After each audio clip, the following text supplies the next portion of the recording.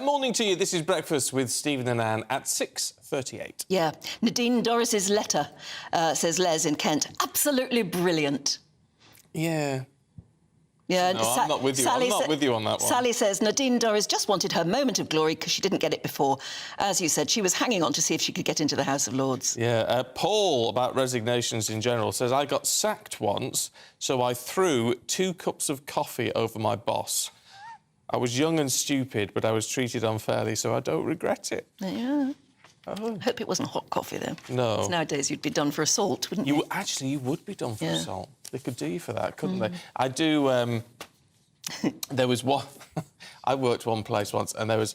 Just behind the set, there was lots of cables. Everything was plugged in behind the set. And it was the running joke that said, if I ever leave here, I'm going to walk out in a commercial break, so I'm popping to the loo and not coming back, and then unplug all these things, turn it all off, and take the channel off air for a while. Oh. Didn't do it, obviously. No, that would have been quite satisfying, though, wouldn't it? It would have been brilliant. Have you ever made a wonderful exit? Love to hear. In our business, if you get the sack, or you're sort of politely asked to leave or told your contract is up, the bosses are terrified you're going to say something on air. Absolutely terrified. I never have, but other people have, haven't they? Yeah. Sort of good. Some famous cases. Good on them, really. But anyway, maybe one day, Anne. Do it jointly. We'll do it jointly. Do a walkout. When we get told not to come back next week. Probably later on today. Anyway, let's go through the papers now in a bit more detail. Any detail at all, with writer and journalist Emma Wolfe and HuffPost UK political editor Kevin Schofield. Good morning to you both. All right, let's have a look at The Observer, Emma. Yeah, so this is the Prime Minister's links with, well, the India trade talks. So it comes ahead of the G20 summit next month in New Delhi.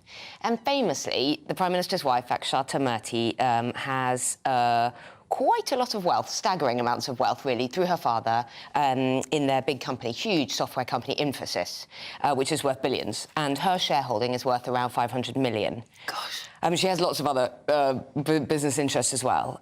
So there are now concerns that this could represent a real conflict of interest, that the Prime Minister flying over to India, talking to Narendra Modi and talking to, various G20 and business movers and shakers out in India, in order to try and get a good UK-India trade deal, could represent a real conflict of interest. Really? Exactly. It's inevitable that Infosys are keen to get, well, one of the sort of sticking points, or one of the key issues they're keen to get is more visas for their contractors over here. That's an inevitable part of any close, successful trade deal. Infosys are a huge company. I mean, they've been going, I think the father founded it in 1981. As I say, they've made billions. It's inevitable. They're going to benefit from closer ties. Probably the UK is, probably India is. And I also don't think Rishi Sunak is a... he has failed to declare, he did recently fail to declare that she had an interest in a childcare company that could possibly benefit from government childcare policy. But I don't think he's massively hiding anything. I think he's been pretty open. He's had to be. He was forced to be pretty open about his wife's staggering wealth. So, this is, front page of The Observer sort of says it all, really. Yeah, it's one of those things, isn't it? If it's a real conflict of interest, they'd try to be hiding it away somewhere. Try to be hiding it away, and we want him there. We want him out of the G20, and I don't think he's tried to hide it. But there is concern across Labour, there is concern, in the highest levels of government, apparently, that, this could be, that they could benefit massively, financially, from a deal. I think this is just Labour trying to stir the pot, isn't it? And, remind voters that Rishi Sunak is incredibly rich and his wife's very rich, and they think that that will benefit them come the next election. They'll paint him as out of touch, doesn't realise what ordinary people are going through, cost of living crisis, etc., etc. So it's just a way of keeping this in the headlines. There's talk of him having to recuse himself from the trade talks when they're discussing these particular days. Well, he's maybe, the Prime but that's Minister. not going to make any difference, though, is it, to the end? And it's not as if no one realises that his wife is incredibly wealthy. As I say, it's just they're trying to embarrass him. I don't really think it hits the mark, really. And it's not the thing that's going to lose them, the general election? No, I think it's already, as we say, priced in, isn't it, that he's very wealthy. However, if you look at the Mail on Sunday, Kevin, there's a secret Labour plan to whack the motorist again. Yeah, well, if you didn't know that there's an election coming, you certainly do now. This is, again, we talk about stirring the pot. This is the Conservatives see this as something that is that Labour is vulnerable on when it comes to ULEZ, which people, even if you don't live in London, I think you probably know what the ultra-low emission zone. Now, what the Conservatives are trying to do is paint Labour as anti-car, anti-freedom, and now they've uncovered, the Mail and Sun have uncovered a Transport for London document which says that they're looking to recruit people to, quote, lead the way in introducing a new, more sophisticated type of road pricing. So they're saying that ULEZ is just one step along the road to banishing cars altogether, discouraging people from using their cars because... But they're talking a pay per mile. Well, yeah. So if you make a long journey, you somehow pay more? Pay more. The more you use your car, the more you would pay. But if you're not using your car very much, then you wouldn't pay. So it's, as you say, but that's a massive smash on those people who need to use their cars, like the tradesmen who are already saying they can't afford the ULEZ. Absolutely, it would be. You're right. Now the thing is, this is something that politicians are going to have to grapple with at some stage because petrol and diesel cars are being phased out. Electric cars will become, in the future, will become the only cars on the road, which means that they will need to find a replacement for the current road tax. Yeah. Why would you? But the argument around this must be around pollution and all these sort of issues. And if everything's going electric, then what's the point in introducing something which is going to be out of date in 6 years? And can I just mention the front page of the Telegraph is also saying that this plan, hours after Kevin breaks it, has been scuppered. Sadiq Khan's plans for pay per mile could be scuppered under a new law that allows councils to opt out. So there's kind of a bit shaky and this also, idea that... Yeah, and Labour have been... Well, Keir Starmer, they're terrified. I mean, they're miles in front in the polls. Anything that they think might help the Conservatives eat into that lead. So they've been very much... They've put pressure on Sadiq Khan to get rid of ULEZ. He's not going to do that. But they're saying we're not going to bring it in other parts of the country if Labour wins the next election. But there's also a classic denial, the very, very last... paragraph of the story. A spokesman for Mr Khan said the allegations are complete nonsense.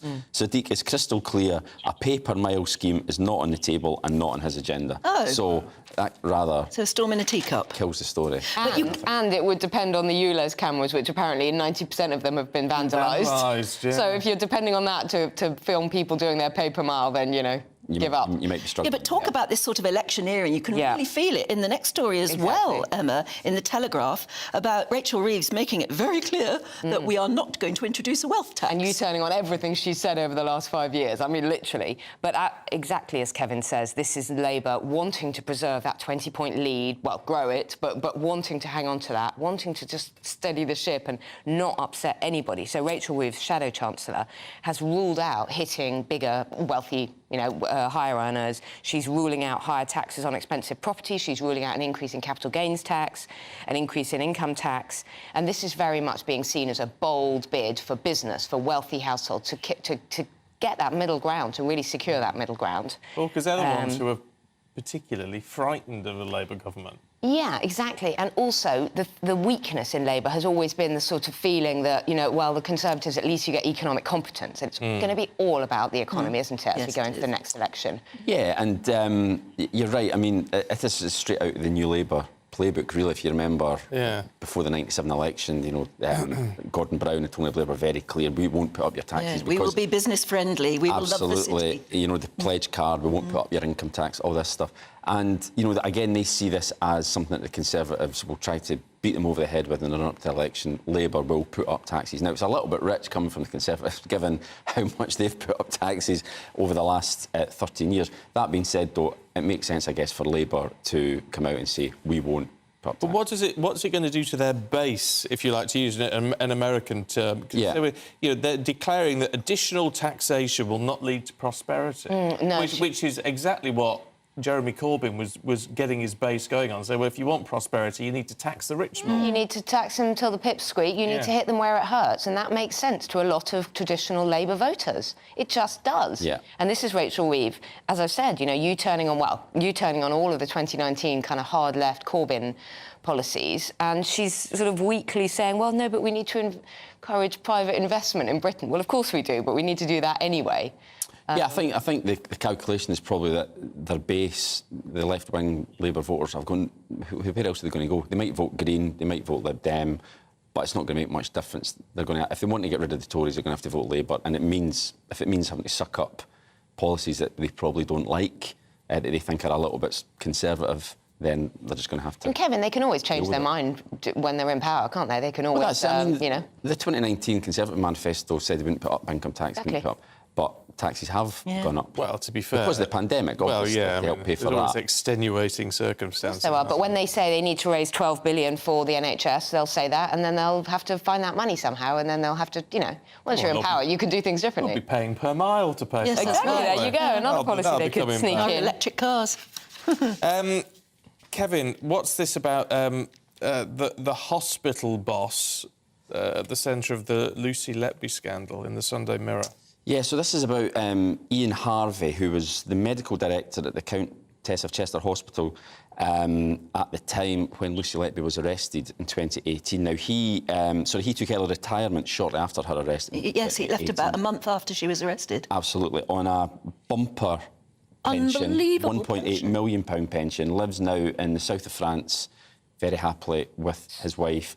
Now, the Sunday Mirror have spoken to the parents of one of Lucy Letby's victims, who say that he must give evidence. He must be called back to give evidence to any public inquiry. Now, at the moment, there's a little bit of confusion as to the powers that this inquiry will have. The government's under pressure to make it statutory, which would mean that witnesses would be compelled to attend. Why wouldn't he want to give evidence? Under something like that, you'd want to do everything you could to make sure this couldn't happen again, wouldn't you? You would think so. Well, yes, if nothing had gone wrong, but we know there have been a catalogue of failed opportunities. Of course he doesn't want to give evidence if he presided over a... And it wasn't just when she was arrested. We know now the timeline is sort of 12... Well, more than 12 months, going back, that concerns were raised, that action wasn't taken, that silly things like, oh, she's so nice, things like that were said. But the whole thing with this is, of course things went wrong, and he was in charge at the time. So, of course, I mean, that's the very reason to say, yeah, all right, we need to learn from this. This is what happened. That's what you'd want to do it for the good of humanity, almost, wouldn't you? He hasn't said he's not going to. No, although there is a quote in here from a former colleague of his who apparently, when he retired, they asked him whether he thought there could be a public inquiry into what happened, and he replied, they would have to find me first. Oh.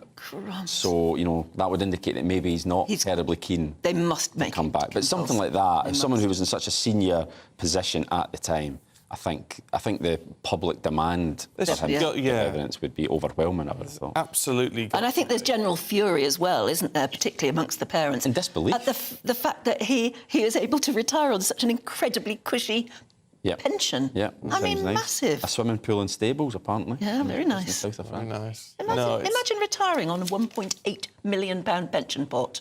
Wouldn't that be nice? Is that his pension pot, Yeah. his annual pension? A pension pot, I think. Yeah. But I mean, It's still a lot of money. That's A lot of money. top 1%. Is it? Something like that. Oh, yeah. Very nice indeed. OK, Kevin, Emma, thank you very much indeed. We'll catch you a little bit later on.